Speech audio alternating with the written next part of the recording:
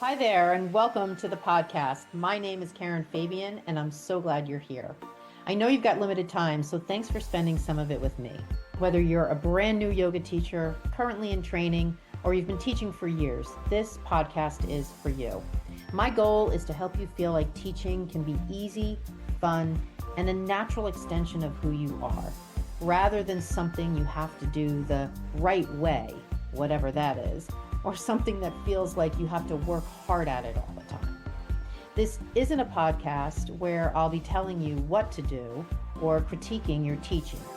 Instead, I'll share frameworks, skills, and techniques you can experiment with to see what works for you, especially when it comes to understanding anatomy, cueing, and sequencing.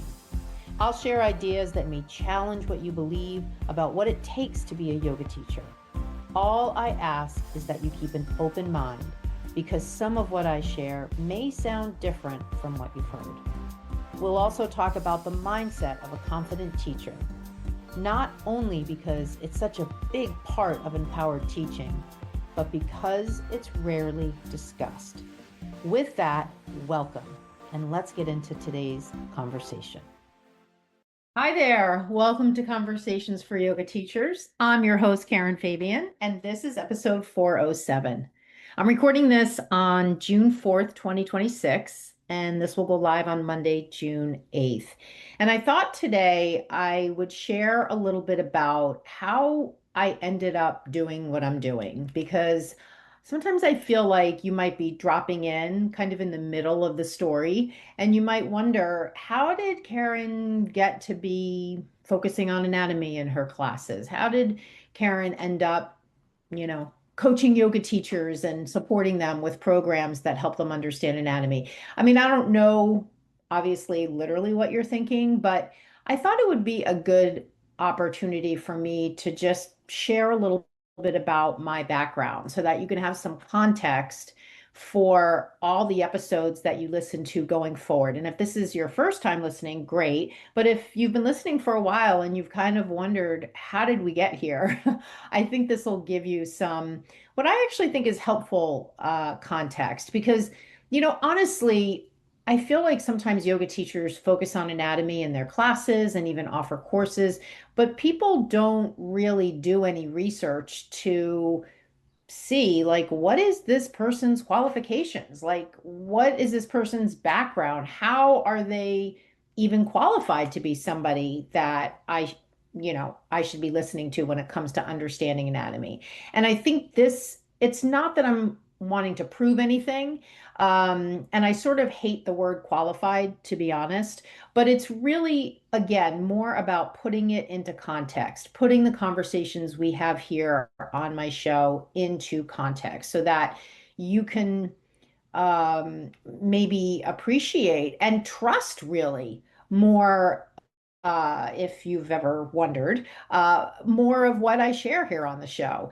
And I think the other aspect, different from or adjacent to the qualifications part, is what are the kinds of things that I struggle with as a teacher? Because I think sometimes when, like, occasionally I'll meet a teacher and they'll say, "Oh, it just seems like you've got everything down and you're super confident." But it wasn't always like that for me. And so I wanted a chance to share some of the struggles that I had as well.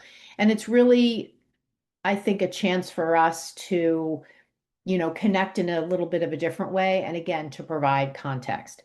Now, truth be told, last year, 2025, I spent the first half of the year booked on a number of podcasts. I hired a podcast booking agency. They went out and looked for podcasts that specifically were about yoga and teaching yoga. And I got booked on a number of shows. And I actually created an ebook that you can get right off my Instagram and TikTok profile called From the Interview Chair, where I highlighted a number of the episodes and things that I brought up in terms of topics and lessons learned and things like that.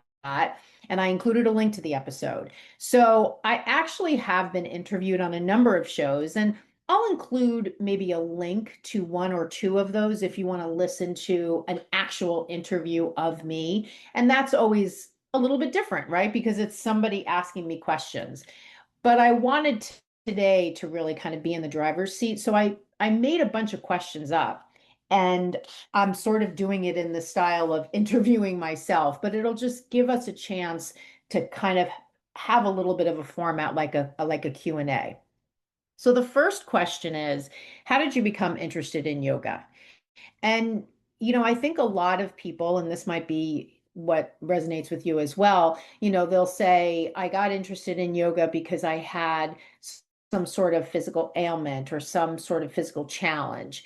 And I totally get that. I hear that a lot. That wasn't really my story. I mean, my story was kind of interesting or different in that I was always a very active person and was doing a lot of running and going to the gym.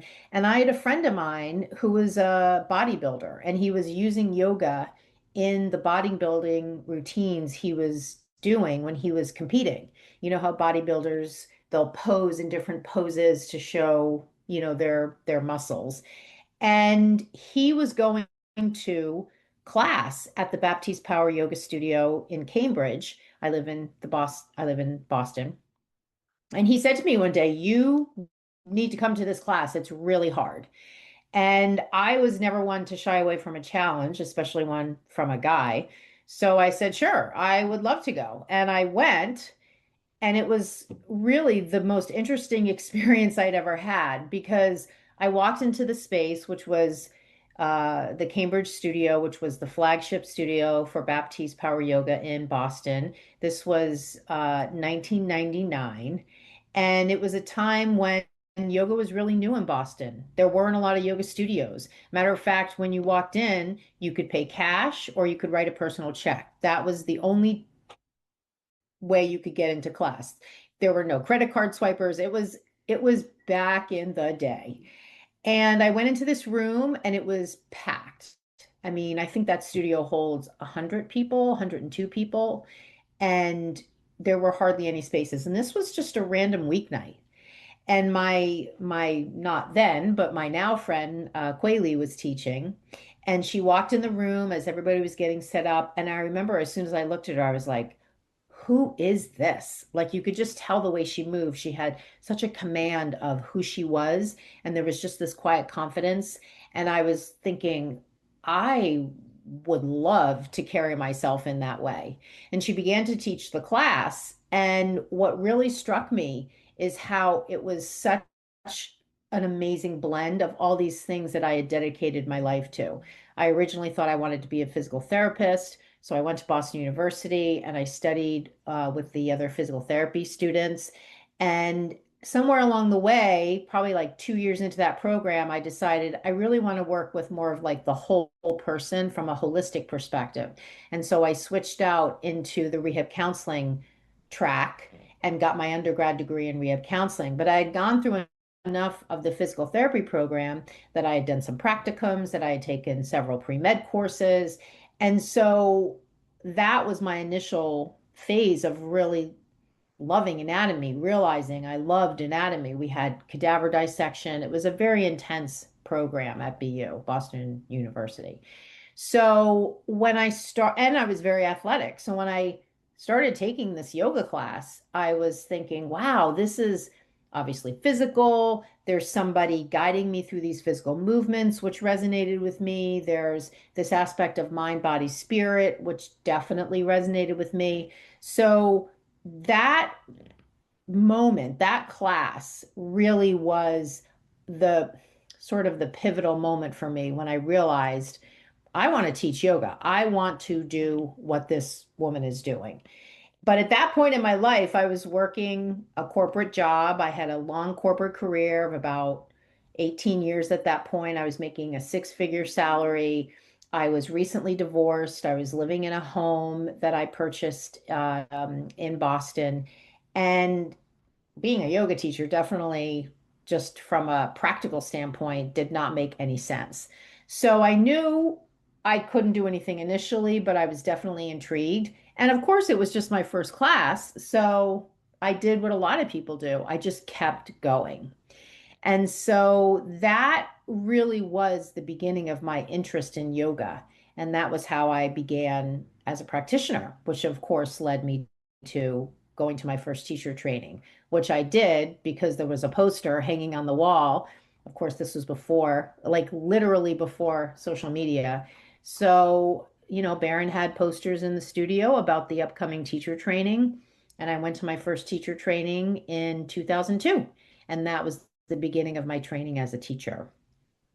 So, question two, when did you know you wanted to teach? I mean, I knew from that first experience, and it really became a matter of what was the roadmap going to look like for me.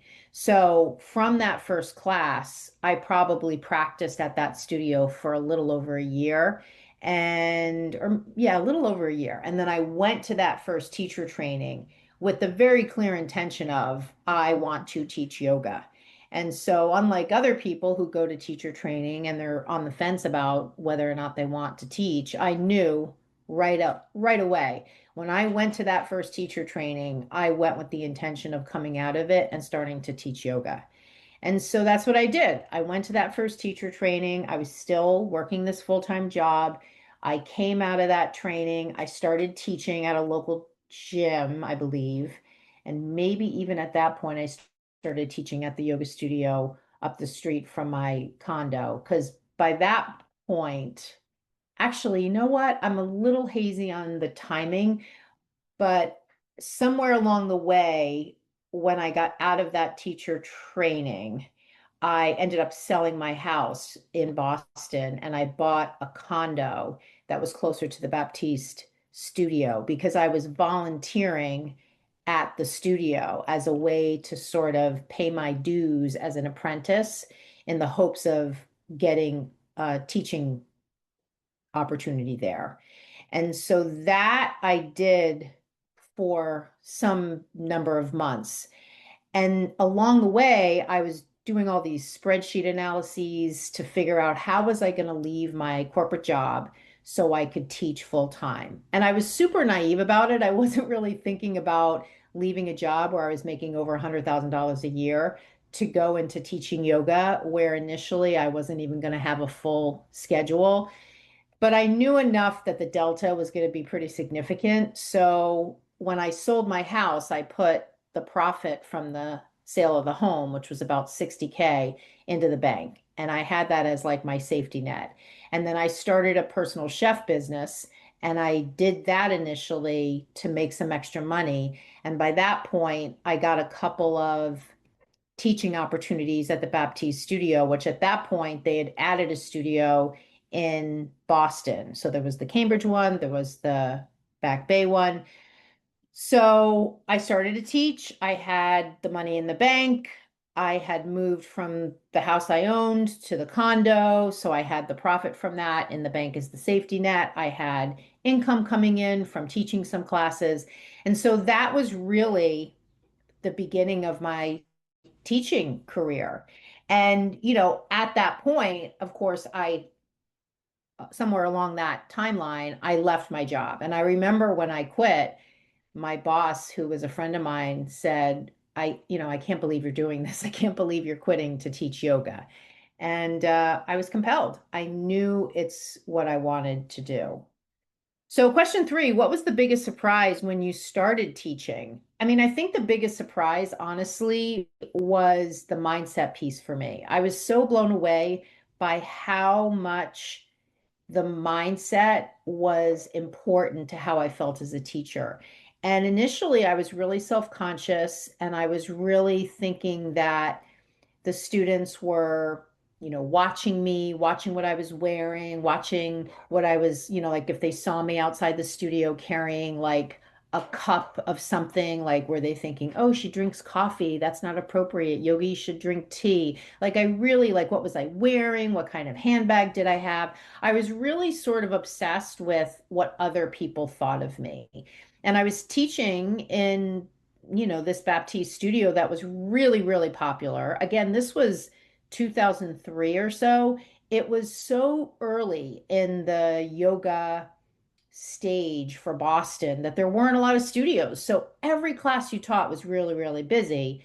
For the most part. Like I taught my initial classes there were at 4 o'clock, but there was a 5:45 and a 7:30. So mine were always the lightest in terms of attendance. And I had a lot of problems around that from a mindset point of view. I really felt badly that my classes didn't have bigger attendance. I really felt badly that the 5:45 had a lot more. I was very jealous of a lot of the other teachers who had bigger classes than I did, who were prettier than me, who were younger than me. I had a lot of insecurities. And so my initial experiences as a teacher were really, I was really plagued with a lot of these self-doubts and not necessarily imposter syndrome, but just a lot of that thinking around comparing myself to not even just other teachers as teachers, but comparing myself to them as people. I think at this stage, like actually, let me get a calculator. So 2026 minus 2000, let's say 2004. So that was 22 years ago. So I was 39. I mean, that's pretty old compared to most of the people I was teaching with. I was teaching with women and some guys, but mostly women who were in their mid 20s to maybe early 30s, and I was 39. So I had hangups about that. It just it was not easy. And the other complicating factor was the Baptiste studio system at that point in time was a really intense place to teach.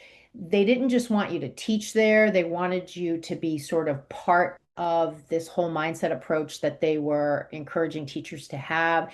There were regular group meetings, and it was very intense. And I remember a couple of years into it, I started to feel a little bit concerned about the congruency between how I was being trained and the mindset approaches that were being discussed and what I felt was authentic to me. And that was really sort of where I felt like it wasn't a good fit for me anymore to teach there. And it was nothing that really was unhealthy. It was just, it didn't feel authentic to me.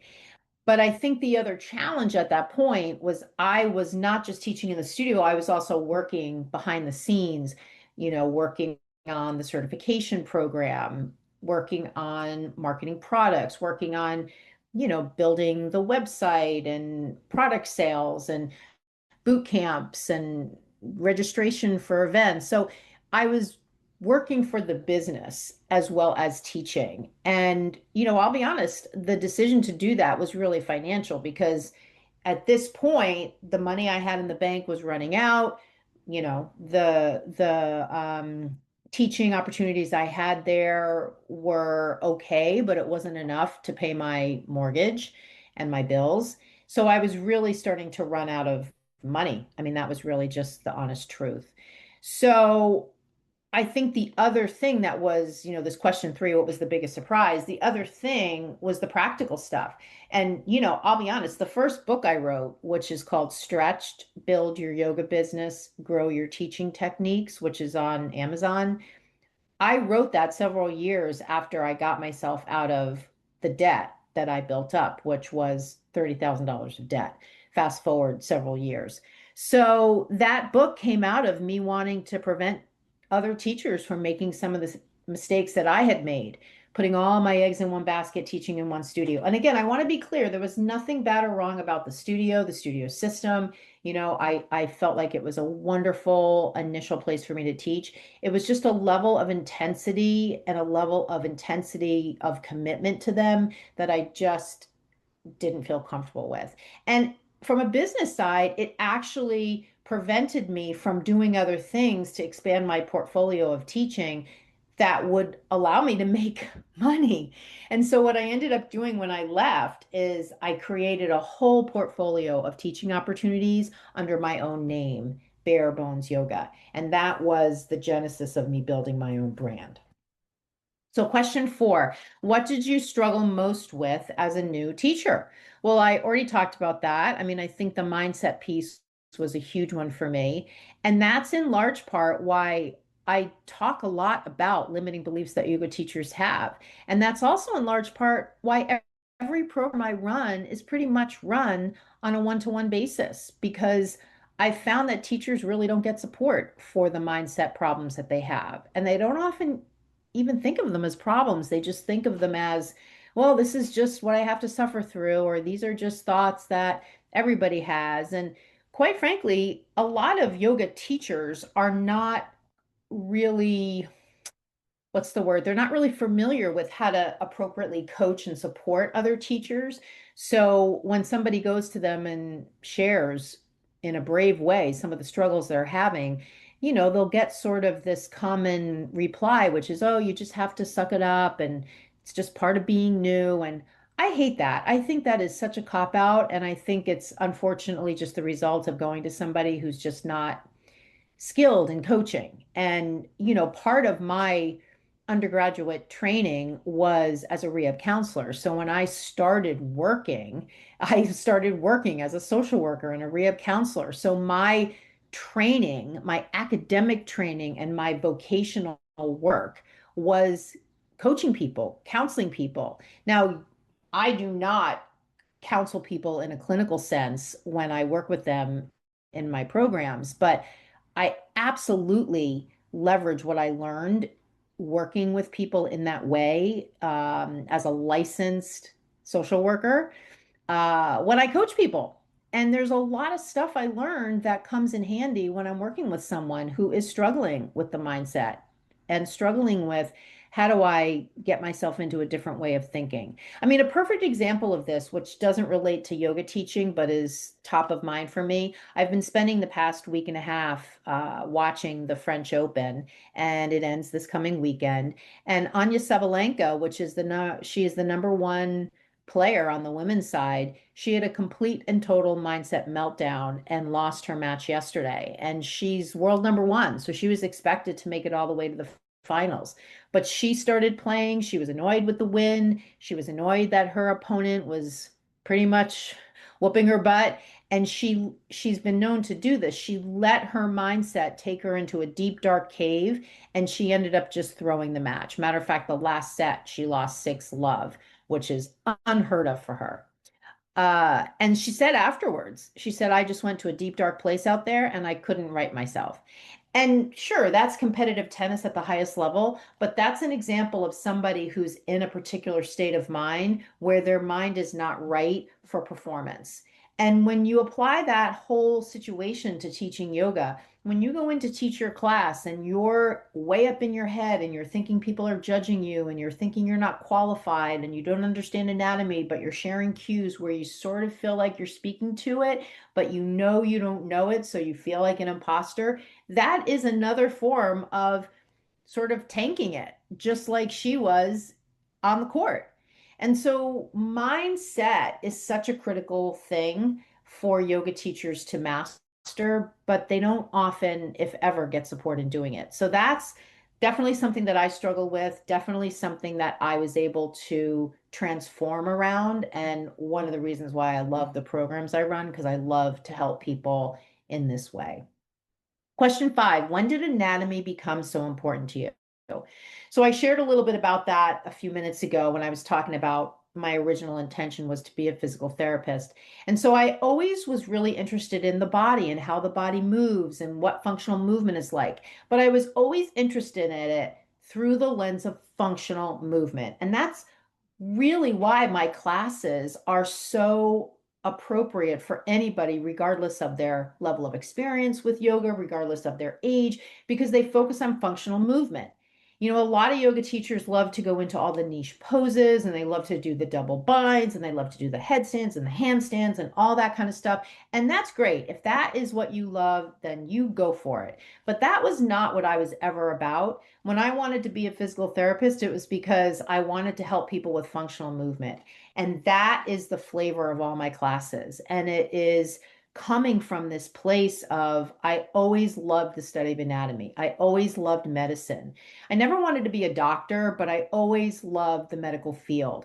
And in fact, before I went to that first yoga class in 1999, when I was working in my career as a professional, I originally started out working in a rehab center as a social worker and a discharge planner. I worked as part of the interdisciplinary team in a facility where we treated severe head injured patients, and I was in charge of helping to plan their at-home care. And so I was part of the team with the doctor, the physiatrist, the OT, the PT, me, and that was my initial introduction into the workforce. And then I ended up working for Blue Cross Blue Shield in a specialized unit where I supervised nurses. Even though I wasn't a nurse, I was put in charge of this unit and I supervised nurses, and we dealt with the most costly cases that Blue Cross insured. These were kids that were in psychiatric hospitals for months. These were traumatic brain injured people, people with strokes, people with car accidents, the most costly cases. And the department I ran, our mission was to get people out of these acute care settings into home. And so it required you review medical records, you work with the physicians on staff, you review appropriateness of care, you set up home care. So and I worked that job for a number of years. And then from there, I was recruited to work for a managed care consulting firm where we worked with employers and helped them with their costly medical cases. And we had software that helped them analyze these cases. And I ran an implementation team of professionals, and we would go out with the sales force and we would sell our programs. So in all these jobs, and that was eventually the job I left, but in all these jobs, it's all in the medical field. So I have always been around medicine and medical treatment. And that's why I have such a comfort level in the application of anatomy to real life scenarios. And so if you've ever been to one of my trainings or you've watched myself on social media, I mean, I very easily and am comfortable speaking about medical treatment, not because I'm a physician, but because I have spent a 20-year professional career being in the medical field, including in the clinical setting. So again, going back to what I said earlier, giving you context for what I'm talking about when I talk about anatomy, it's not coming from me just reading a book.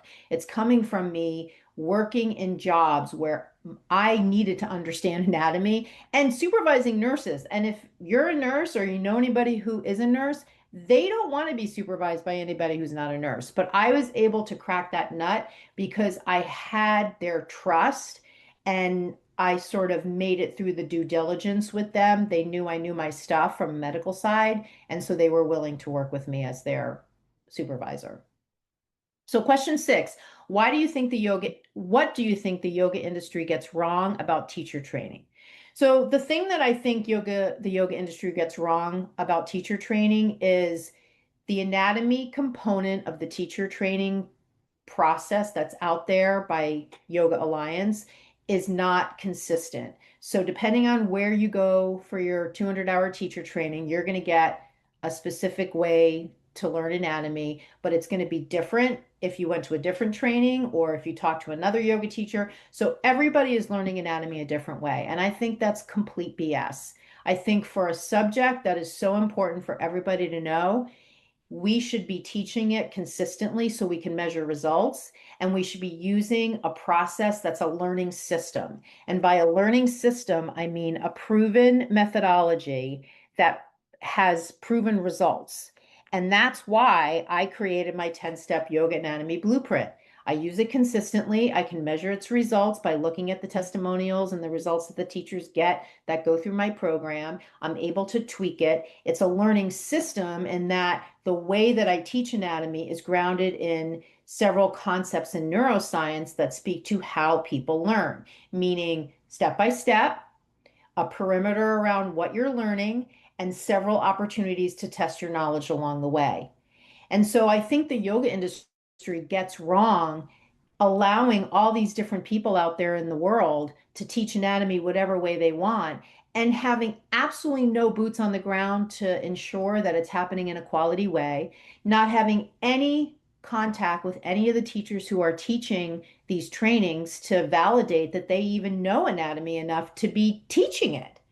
I mean, I have teachers hire me to teach anatomy in their 200-hour trainings, and by their own admission, they say, I don't really feel qualified to teach the anatomy part. Can you do it? And I'm like, yes, I would love to do it. But if they hadn't reached out to me, those teachers would be paying thousands of dollars to take that person's training. And that person's self-assessment is that they don't understand anatomy. So what, that doesn't make any sense.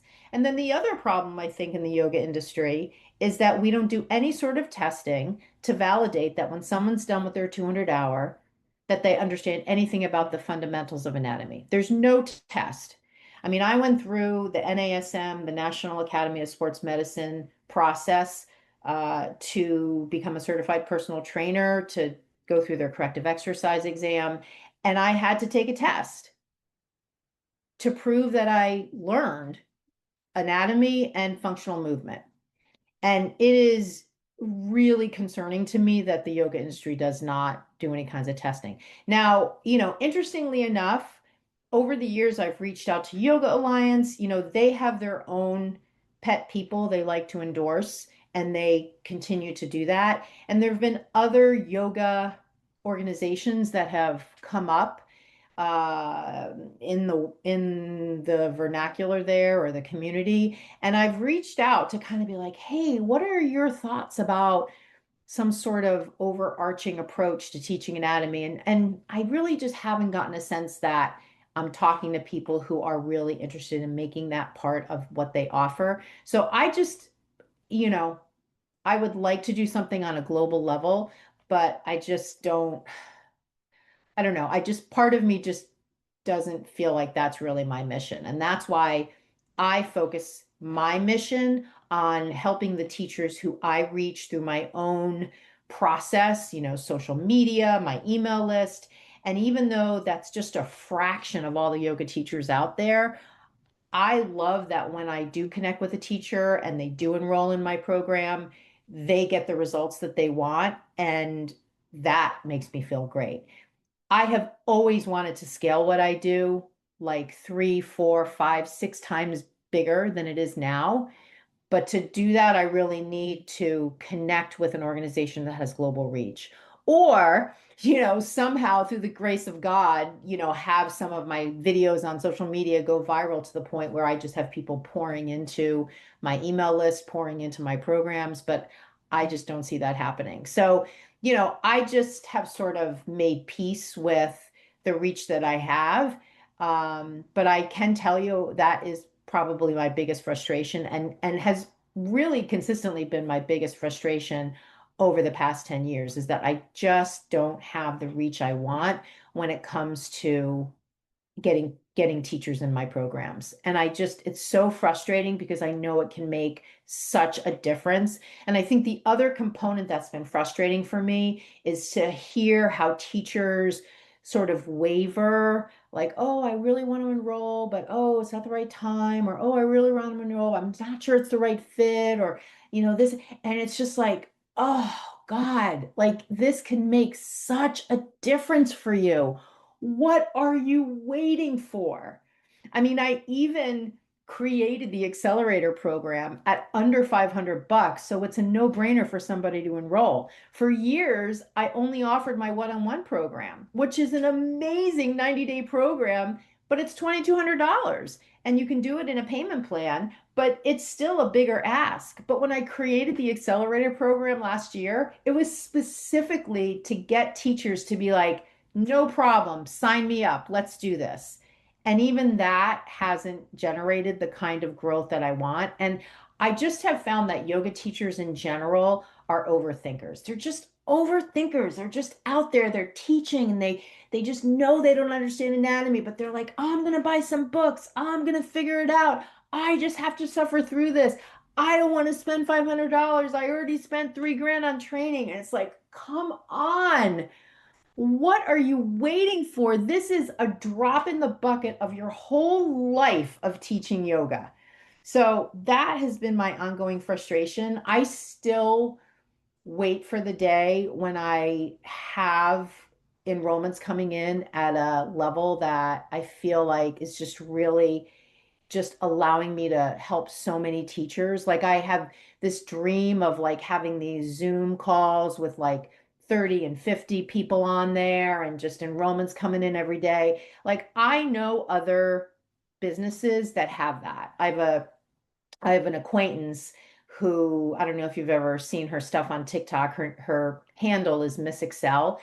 And when she created her first handful of videos on TikTok in 2020 during the pandemic, showing people how to use Excel by doing these funny dance videos, she was just getting inundated with people following her on social media. And they were just like, we're loving your videos showing us how to use Excel. And she leveraged that into creating courses on how to use Excel. And, in those early days, she was like waking up and she was seeing all these enrollments. And she and I are on the same course platform, which is called Thinkific. And, now she's got this multi-million dollar business. And she is helping so many people, not just with learning Excel, but building their confidence, helping them realize that they can learn something that they thought was hard, helping them get better jobs, helping them get promotions in the jobs they have. When you have an opportunity to help people in the way you do, and I'm talking to you, right? Like as a teacher, and I'm also talking about me when I have an opportunity, a bigger opportunity to help yoga teachers through my programs, learn anatomy so that they can be better teachers, feel more confident, help more people, make a bigger impact. It's not about the money, it's about the impact. And so I am still holding out for the day when that's how my business is running. It's not there yet, but I have faith that it will be. Question 7. What did you create to solve the problem that the yoga industry gets wrong?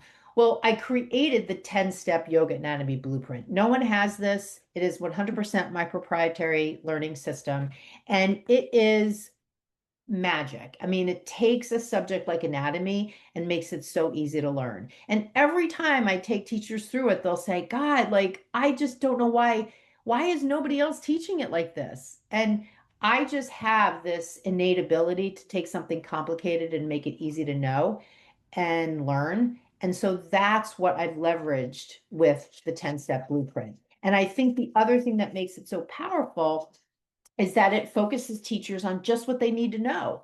And this is the problem with trying to learn anatomy on your own. You're out there buying books, you're going down these rabbit holes about stuff that is just not going to make you a better teacher. It's just going to be a time suck and an overwhelm suck, and it's just not going to get you where you want to go.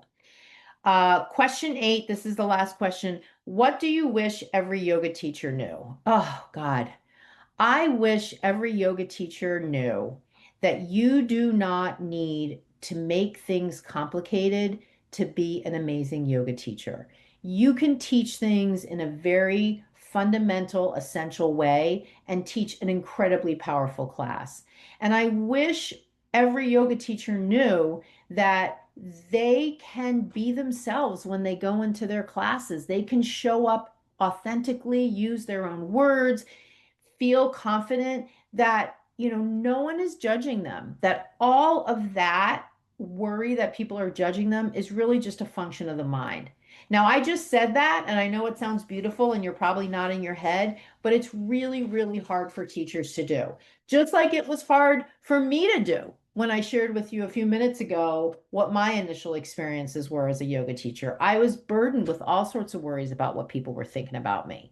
And so that's why, again, I have a whole mindset component. Matter of fact, I have a whole course called the Mindset Method, which you can find on my website, that just focuses on the mindset piece. And it's built on a neuroscientific approach to helping you master your mindset as a yoga teacher. It's a course just on that.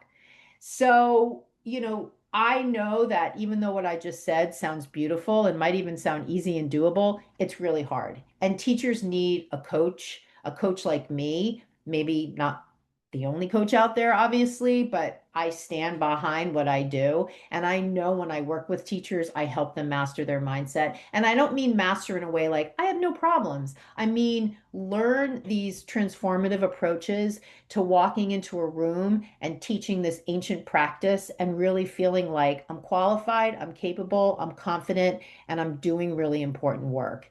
And doing those things in a way where you're not attached to what people think of you.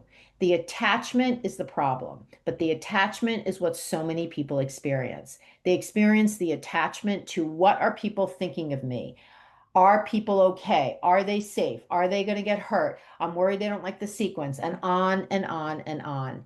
And that is an unfortunate and a problematic mindset, but it's encouraged by the yoga industry, by all the stories that teachers hear, all the narratives that teachers hear about worrying about your students and different things are unsafe. Don't put your foot on the side of the knee. Oh my God, right? Like all this stuff. Worry about the beginners, make sure everybody's okay. So it's not that they're not trying, it's that there's this force working against them.